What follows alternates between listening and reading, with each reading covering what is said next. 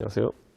오늘 상당히 편한 차림으로 나오셨는데 요즘 늘 이렇게 입고 다니십니까? 계속 일하다가 이제 사실 뭐 방송도 다니고 이렇게 해야 되기 때문에 뭐 복장을 갖춰 입지 제대로 못하고 이렇게 다니는 경우도 많습니다. 예. 방사에서 진짜 숙식을 하겠다는 잔다는 얘기는 어떻게 약속을 이제 지키고 계십니까? 제 방이 3층에 마련됐고요. 그래가지고 아주 작은 이제 원래 민원실로 쓰던 곳인데 저희가 공간을 마련했고, 근데 제 지방 일정이 많다 보니까 제일 자고 있지 못합니다. 예. 민주당에서는 그렇게 얘기하고 약속 안 지킨다 뭐 이런 비판도 있었는데. 저는 오히려 그 상계동에서 왔다 갔다 하는 것보다요, 거기 자는 게 편합니다. 그런데 이제 공간을 어쨌든 실무 인력 위주로 먼저 우선 배정하니까 지금까지 늦어졌던 겁니다. 예. 대선이 30일도 남지 않았는데 이준석 대표가 보는 선거의 흐름, 판세 어떻습니까? 아무래도 우리 후보가 정치를 처음 하는 상황 속에서 그 선대위라는 것도 처음 경험해 보기 때문에 그 구성 과정에서의 좀 잡음이라는 것이 있었고 노선 갈등이 있었던 건 사실입니다. 근데 그게 정리된 뒤로부터는 후보가 누구보다도 뛰어난 학습 능력과 더불어서 계속 발전하는 모습 보이기 때문에 전 정치인으로서 빠르게 이제 전환하는 모습에 국민들이 호응을 보내주고 계시다, 이런 생각을 합니다. 예. 윤석열 후보가 빠르게 적응하고 있다. 예. 이렇게 보십니까? 우선 메시지 내는 걸 보면은 과거에는 좀 장황하고, 그리고 또 때로는 너무 철학적이고 복잡한 내용들을 이야기 많이 했었다면은 지금은 국민들이 이해하기 쉬운 형태의 간결한 메시지 위주로 메시지전을 펼치는 것도 그렇고, 지난번에 TV 토론 같은 경우에도 많은 분들이 우리 후보가 다른 후보들에 비해서 정치 경험이 짧기 때문에 좀 불리하지 않을까라는 생각도 했겠지만은 사실 특수부 검사라는 게 무엇이겠습니까? 어쨌든 대한민국의 실타래처럼 얽힌 특수부가 다룰 만한 복잡한 사건들을 탁 집어가지고 핵심을 찌르는 게 특수부 검사의 능력 아니겠습니까? 그래서 그 토론에서도 이재명 후보가 대장동에 대해서 여러 가지 이야기를 하는데 딱 잡아가지고, 그래서 대장동은 본인이 설계했다고 할 때도 있고 아니면 본인이 설계 안 했다고 회피할 때도 있고 어떤 이재명이 진짜냐 이런 취지로 물었더니 이재명 후보가 상당히 곤란한 점에 빠졌거든요. 그러니까 그 복잡한 사안에서 핵심을 찌르는 능력, 그거는 역시 발군이었다, 이런 생각을 합니다. 지난 토론 때 김혜경 씨 SBS 보도로 세상에 알려지게 됐고 다른 언론사들도 많이 보도했던 김혜경 씨와 관련된 문제, 여기에 대한 언급을 하지 않았는데 이게 캠프 전체에서 한번 같이 논의한 겁니까? 윤석열 후보가 본인이 판단해서 그렇게 한 겁니까? 윤석열 후보가 이제 TV 토론을 준비하는 실무단과 여러 가지 내용을 준비했고, 우선 기본적으로 대장동 문제가 굉장히 심각하다라는 인식을 가지고 많은 자료 준비와 그쪽에서의 준비를 한 걸로 알고 있습니다. 그렇기 때문에 어떤 그 김혜경 씨에 대한 여러 가지 이의 제기라고 하는 것은 물론 언론이 지금 후속 보도로서 굉장히 큰 중대한 이제 법 위반 사실들이 드러나고 있는 것을 저희는 파악합니다만은, 이 부분에 대해 가지고는 우리 후보가 선제적으로 공격의 수단으로 삼는 것은 적절하지 않다는 생각을 합니다. 예.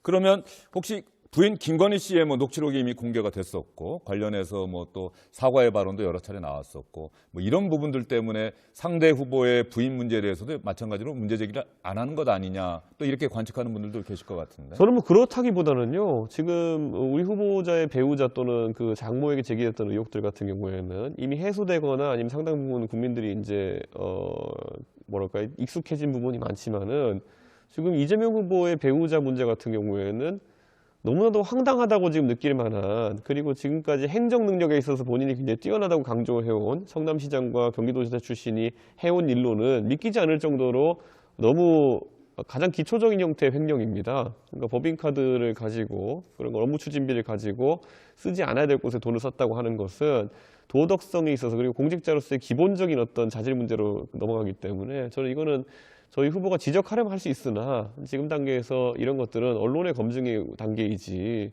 후보가 뭐 이렇게 어차피 해명이 안 되거든요, 이재명 후보가. 아니, 소고기를 비서실에서 사고 제사 음식을 산 것을 어떻게 해명하겠습니까? 이게 뭐 비서실에서 오는 손님들한테 한우를 대접하는 것도 아니고 뭐 어떻게 해명하겠습니까? 그래서 저는 이재명 후보가 지금 거짓말을 낳고 있는 상황에서 계속 허덕일 것이다, 이런 생각합니다. 예. 윤석열 후보의 중앙일보 인터뷰 내용 갖고 민주당 청와대에서 대단히 불쾌하다, 민주당에서는 정치 보복하겠다는 공개 선언이다, 이런 반응 보이고 있는데 이준석 대표는 그런 반응에 대해서 어떻게 또 반응하시겠습니까? 아니, 적폐청산하겠다 그러면요, 가장 기분 나빠할 사람들이 누구냐 하면요, 적폐들이에요.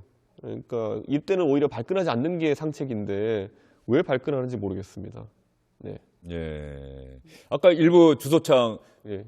유튜브로 SBS 주영진의 뉴스 브리핑 보시는 분 중에는 민주당 지지층 결집하게 하는 그런 또 효과가 있는 그래서 윤석열 후보가 실현한 것 아니냐 이런 견해를 밝혀주신 분도 있었는데. 저는 선거의 막바지로 갈수록 결국에는 우리가 왜 이 후보에 투표하느냐가 강하게 형성되는 층이 아마 투표에서 이제 결집을 좀 누릴 것이다 이렇게 생각합니다. 그런데 방금 전에 그런 우려처럼 실제로 그 민주당 지지층이 어쨌든 정치 보복이라 받아들여가 결집할 가능성도 충분히 있다 이렇게 보지만은 반대로 우리 윤석열 후보가 정치 신인으로서 26년간 공무원으로 살던 사람이 어떻게 제1야당의 정권을 심판하는 대통령 후보로 단숨에 선정되었는가, 이 동력 또한 만만치 않다 생각합니다. 그렇기 때문에 문재인 정부에 있었던 수많은 모순적인 정책이라든지 아니면 또 부패로 점철된 부분 같은 것들을 일거일수할 수 있는 적임자로서 우리 후보가 선출된 것이기 때문에 다시 한번 국민들에게 그것의 적임자가 윤석열 후보임을 상기시키는 것도 선거상에 큰 영향이 있을 거다 그렇게 생각합니다. 그런 면에서 보면 윤석열 후보가 토론의 장에서 정치나 사회 이런 분야에 대해서는 자신의 생각을 잘 이야기하는데 경제나 부동산 이런 문제에 있어서는 좀 정책적인 분야에서는 아직도 좀 미진한 것 아니냐 이런 지적들도 많은 것 같은데. 우리 후보가 이제 사실 사회의 부조리를 이제 찾아 들어가서 어쨌든 그 문제점들을 발견하는 역할을 업으로 했었기 때문에 아무래도 그런 쪽에 갔을 때 좀 더 장점이 발휘되는 건 맞고요. 다만 정책 부분에 있어가지고는 본인도 이제 주변의 전문가들에게 많은 위임을 하겠다라고 이야기했고 본인은 또 철학을 바탕으로 국정을 운영하겠다 했기 때문에 저는 그런 부분은 그 이재명 지사가 그 토론 과정에 추구했던 그런 어떤 스무고개식의 아니면은 장학 퀴즈식의 질문으로는 내용을 정확히 파악하기는 어려울 것이다. 저는 이런 생각을 합니다. 저희 그 초등학교 때나 중학교 때 보면 저희 그 쉬는 시간에 할 거 없으면은 아이들끼리 지식을 뽐낸다고 네. 가끔 그런 거 많이 했습니다. 무슨 뭐 진짜 잠비아의 수도는 어디냐, 네, 이런 거. 그래가지고 모르면 너 바보 이런 식으로 서로 놀리고 했던 그런 시절도 있었는데. 뭐 그런 게 대선 후보 토론의 본질이겠습니까? 그렇기 때문에 아마 이재명 후보는 생각보다 그걸로써 얻은 것보다는 실이 많을 거라고 생각합니다. 예. 자, 윤석열 후보의 아까 인터뷰 내용으로 다시 한번 돌아가서 말이죠. 그래서 뭐 한동훈 검사장이 서울중앙지검장 하면은 왜 안 됩니까? 라고 하는 견해도 피력했고요. 또 어쨌든 간에 잘못된 일이 있다면 검찰이 당일 수사해서 처벌하는 것이 너무나도 당연하다 이렇게 이야기를 했는데 어쨌든 이 부분이 민주당과 특히 청와대에서는 대단히 불쾌하다, 지켜야 할 선이 있다라고 하는 반응까지 보였어요.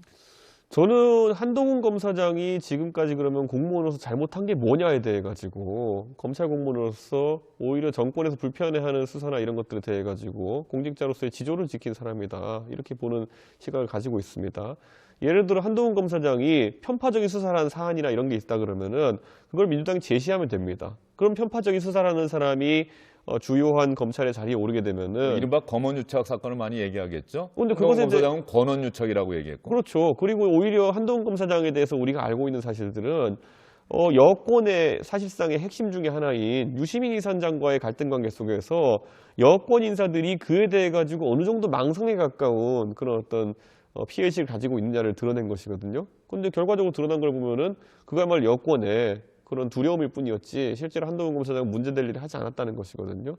검언유착이나 이런 것 같은 경우에도 수사를 통해 가지고 한동훈 검사장의 공직자로서의 처신에 문제가 있음을 밝히든지 해야 되는 것인데 지금까지는 집단적으로 그냥 정치인들이 정치적인 공격을 하는 것 외에는 한동훈 검사장이 어떤 문제가 된 지점이 발견되지 않았습니다. 그렇기 때문에 저는 오히려 문재인 정부에서 검찰을 공정하게 운영했다면은 그러니까 윤석열 총장이나 한동훈 검사장에 대한 탄압이 없었고 나중에 한동훈 검사장 같은 경우에는 수사를 어떻게든 해보려고 독직 폭행까지 가하면서 이제 사실 수사를 하지 않았습니까? 이런 상황이 아니었다 그러면은 아마 새 정부가 출범해도 검찰 조직이 있어가지고 큰 변화나 아니면 인사상의 파격적인 조치를 하지 않아도 되었을 텐데 지금은 많은 국민들이 검찰 조직이 그렇게 추미애 장관 치하에서 좀 우려스러운 만한 모습을 많이 보였기 때문에 검찰 조직을 공정성 시비가 얻는 인물로 이렇게 좀 정비할 필요도 있겠다는 인식도 가질 거라 생각합니다. 윤석열 후보가 대선에서 승리하면은 검찰공화국이 될 것이다라는 민주당 측의 일종의 공격, 프레이밍에 대해서는 이준석 대표는 어떻게 생각하세요? 민주당이 그런 거 해가지고 본전도 못 찾는 게요. 만약에 이재명 후보가 집권하면요. 검찰이 아니라 검찰 사칭공화국이 됩니다. 검찰 공직자를 사칭한 사람이 대통령이 된다고 했을 때 검찰을 비롯한 우리 공직사회 기강이 어떻게 될지는 말할 것도 없습니다. 아니 그 업무 추진비 하나 제대로 못 다뤄가지고 도대체 업무 추진비로 소고기를 12만 원씩 결제해가지고 끊어가지고 저는요 그 업무 추진비 가끔가다 잘못 쓰시는 분들 아니면 법인카드 잘못 쓰시는 분들 중에 어디 식당 가가지고 쓰지 않아야 될 타이밍에 카드 긁으시는 분들은 가끔 제가 들어보거나 한 경험이 있습니다. 근데 그거를 뭐 식당에서 긁은 것도 아니고 고기를 어디 가져가기 위해 가지고 따로 결제한다 이런 것 같은 경우에는 굉장히 우려할 만한 상황입니다. 예전에 보면은 민주당에서 그 박근혜 정부 때 그 특활비나 이런 것들 유용하는 것에 대해 가지고 굉장히 엄격한 잣대를 들이대 가지고 소위 적폐청산을 진행했던 적이 있습니다. 네. 근데 이건 특활비보다 훨씬 더 유용하기 어렵고 실제로 용도도 한정되어 있는 그런 업무 추진비나 법인카드를 가지고 사실 유용을 했다고 한다면은 이거는 그때 민주당의 잣대라고 하면은 당장 후보 사퇴해야죠. 그러니까 저는 검찰 사칭공화국 아니면은 공금 횡령공화국 이런 거 만들 게 아니라면은 저는 검찰공화국 이런 얘기 안 했으면 좋겠습니다. 예, 이준석 대표에게는 뭐 어떤 질문을 던져도 이준석 대표가 다 소화를 하고 생각이 정리가 돼 있어서 뭐 질문을 어떤 질문을 던져도 아마 시청자분들도 걱정하지 마시고요. 그 어떤 질문이라도 더 주시면은 이준석 대표가 아마 다 대답을 할 거예요. 갈수록 어려워지는 질문이 올 것 같습니다. 그래서